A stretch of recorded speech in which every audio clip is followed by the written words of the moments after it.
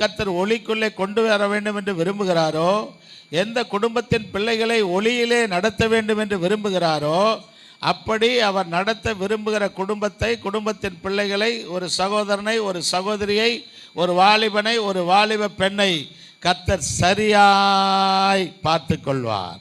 சரியாக இருக்கும்படி பார்த்து, அதுதான் ஆண்டவருடைய பெர்ஃபெக்டாக இருக்கணும். லைட்டுன்னா எப்படி லைட்? இந்த எப்படிப்பட்ட லைட் இது? எப்படிப்பட்ட ஒளி?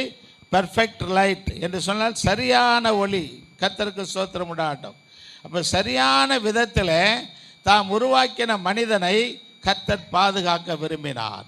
இன்றைக்கும் இந்த 2வது வார ஞாயிற்றுக்கிழமை ஆராதனைக்கு வந்திருக்கிற அன்பு சகோதரனே, சகோதரியே, கர்த்தர் உங்களை சரியாய் பாதுகாத்து கொள்ள விரும்புகிறார். அல்லேலூயா. ஆமாம், நீங்கள் கெட்டுப்போன நிலைமையில் வைத்து உங்களை பாதுகாக்கிறவர் அல்ல.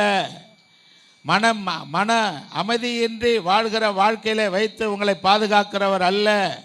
சமாதான குலைச்சலுக்கு மத்தியிலே நீங்கள் வாழ்கிற வாழ்க்கையை பாதுகாக்கிறவர் அல்ல. ஆண்டவர் எங்கே குறைவோ, எங்கே சரியில்லையோ, எங்கே சமாதானம் இல்லையோ, எங்கே பிரச்சனைகள் இருக்கிறதோ, எங்கே போராட்டங்கள் இருக்கிறதோ, அங்கே அதை சரி செய்கிறவராய் ஒளியாய் வருகிறார். அல்லேலூயா. அதை சரி செய்கிற ஒளி, நம்மை சீர்படுத்துகிற ஒளி. கர்த்தருக்கு ஸ்தோத்திரம் உண்டாகட்டும். அதனால தான் எரேமியா தீர்க்கதரிசிக்கு சொன்னார்,